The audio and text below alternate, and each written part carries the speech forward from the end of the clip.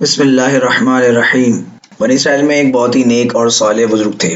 اور ان کا ایک ہی بچہ تھا جو نابالغ تھا، اور اس کے پاس فقط ایک گائے کی بچیا تھی۔ ان بزرگ نے اپنی وفات کے قریب اس بچیا کو جنگل میں لے جا کر ایک جھاڑی کے پاس یہ کہہ کر چھوڑ دیا کہ یا اللہ عز و جل، میں اس بچیا کو اس وقت تک تیری امانت میں دیتا ہوں کہ میرا بچہ بالغ نہ ہو جائے۔ اس کے بعد ان بزرگ کی وفات ہو گئی، اور بچیا چند دنوں میں بڑی ہو کر درمیانی عمر کی ہو گئی، اور بچہ جوان ہو کر اپنی ماں کے بہت ہی فرما بردار اور انتہائی نیکوکار ہوا۔ اس نے اپنی رات کو 3 حصوں میں تقسیم کر رکھا تھا، ایک حصہ سوتا اور ایک حصے میں عبادت کرتا، اور ایک حصے میں اپنی ماں کی خدمت کرتا تھا، اور روزانہ صبح کو جنگل سے لکڑیاں کاٹ کر لاتا اور ان کو فروخت کر کے 1/3 رقم صدقہ کر دیتا، اور 1/3 اپنی ذات پر خرچ کرتا، اور 1/3 رقم اپنی والدہ کو دے دیتا۔ ایک دن لڑکے کی ماں نے کہا، میرے پیارے بیٹے، تمہارے باپ نے میراث میں ایک بچیا چھوڑی تھی جس کو انہوں نے فلاں جھاڑی کے پاس جنگل میں خدا عز و جل کی امانت میں سونپ دیا تھا۔ اب تم اس جھاڑی کے پاس جا کر یوں دعا مانگو کہ اے ابراہیم و اسماعیل و اسحاق علیہ السلام کے خدا، تو میرے باپ کی سونپی ہوئی امانت مجھے واپس دے دے۔ اور اس بچیا کی نشانی یہ ہے کہ وہ پیلے رنگ کی ہے، اور اس کی کھال اس طرح چمک رہی ہوگی کہ گویا سورج کی کرنیں اس میں سے نکل رہی ہوں۔ یہ سن کر لڑکا جنگل میں اس جھاڑی کے پاس گیا اور دعا مانگی تو فوراً ہی وہ گائے دوڑتی ہوئی آ کر اس کے پاس کھڑی ہو گئی، اور یہ اس کو پکڑ کر گھر لے آیا تو اس کی ماں نے کہا، بیٹا، تم اس گائے کو لے جا کر بازار میں 3 دینار میں فروخت کر ڈالو، لیکن کسی گاہک کو بغیر میرے مشورے کے مت دینا۔ ان دنوں بازار میں گائے کی قیمت 3 دینار ہی تھی۔ بازار میں ایک گاہک آیا جو در حقیقت فرشتہ تھا۔ اس نے کہا کہ میں گائے کی قیمت 3 دینار سے زیادہ دوں گا مگر تم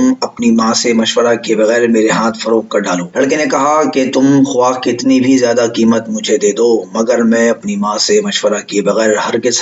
اس گائے کو نہیں بیچوں گا۔ لڑکے نے ماں سے سارا ماجرا بیان کیا تو ماں نے کہا کہ یہ گاہک شاید کوئی فرشتہ ہو، تو اے بیٹے، تم اس سے مشورہ کرو کہ ہم اس گائے کو ابھی فروخت کریں یا نہ کریں۔ چنانچہ اس لڑکے نے بازار میں جا کر اس گاہک سے مشورہ کیا تو اس نے کہا کہ ابھی تم اس گائے کو نہ فروخت کرو، آئندہ اس گائے کو حضرت موسیٰ علیہ السلام کے لوگ خریدیں گے، اور تم اس گائے کے چمڑے میں سونا بھر کر اس کی قیمت طلب کرنا تو وہ لوگ اتنی ہی قیمت دے کر خریدیں گے۔ چنانچہ چند ہی دنوں کے بعد بنی اسرائیل کے ایک بہت مالدار آدمی کو جس کا نام عامیل تھا، اس کے چچا کے دونوں لڑکوں نے اس کو قتل کر دیا اور اس کی لاش کو ایک ویرانے میں پھینک دیا۔ صبح کو قاتل کی تلاش شروع ہوئی مگر جب کوئی سراغ نہ ملا تو کچھ لوگ حضرت موسیٰ علیہ السلام کی خدمت میں حاضر ہوئے اور قاتل کا پتہ پوچھا تو آپ نے فرمایا کہ تم لوگ ایک گائے ذبح کرو اور ان کی زبان یا دم کی ہڈی سے لاش کو مارو تو وہ زندہ ہو کر خود ہی اپنے قاتل کا نام بتا دے گا۔ یہ سن کر بنی اسرائیل نے گائے کی رنگ اور اس کی عمر وغیرہ کے بارے میں بحث شروع کر دی، اور بالآخر جب وہ اچھی طرح سمجھ گئے کہ فلاں قسم کی گائے چاہیے تو ایسی گائے کی تلاش شروع کر دی، یہاں تک کہ جب یہ لوگ اس لڑکے کی گائے کے پاس پہنچے تو بہو بہو یہ ایسی ہی گائے تھی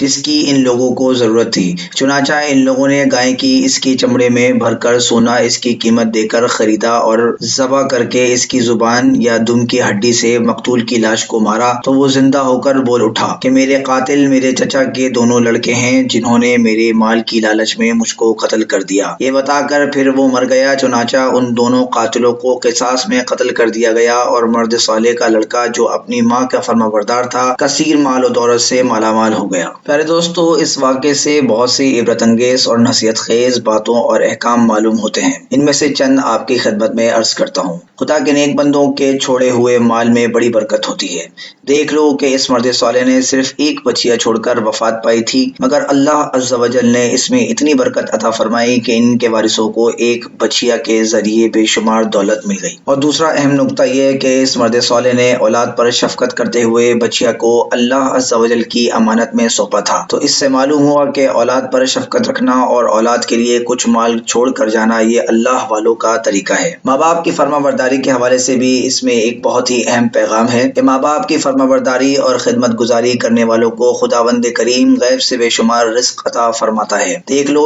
کہ اس یتیم لڑکے کو ماں کی خدمت اور ماں کی فرما برداری کی بدولت اللہ تبارک و تعالیٰ نے کس قدر صاحب مال اور خوشحال بنا دیا۔ ایک اور نصیحت یہ بھی ملتی ہے کہ خداوند قدوس کے احکام میں بحث بحث اور قریر کرنا مصیبتوں کا سبب ہوا کرتا ہے۔ دیکھ لو، بنی اسرائیل کو ایک گائے ذبح کرنے کا حکم ہوا تھا، وہ کوئی سی بھی گائے ذبح کر دیتے تو فرض ادا ہو جانا تھا، مگر ان لوگوں نے بحث کی۔ جب بحث اور قریر شروع کر دی کہ گائے کیسی ہو، کیسا رنگ ہو، کتنی عمر ہو، تو مصیبت میں پڑ گئے کہ انہیں ایک ایسی گائے ذبح کرنی پڑی جو بالکل نایاب تھی۔ اسی لیے اس کی قیمت اتنی زیادہ ادا کرنی پڑی کہ دنیا میں کسی گائے کی اتنی قیمت نہ ہو، نہ آئندہ ہونے کی امید ہے۔ پھر دوستو، اگر آپ کو ہماری ویڈیو اچھی لگے تو ہماری ویڈیو کو لائک کریں، چینل کو سبسکرائب کریں اور بیل کے آئیکن کو ضرور دبائیں تاکہ ہماری آنے والی تمام نوٹیفیکیشنز آپ تک پہنچ سکے۔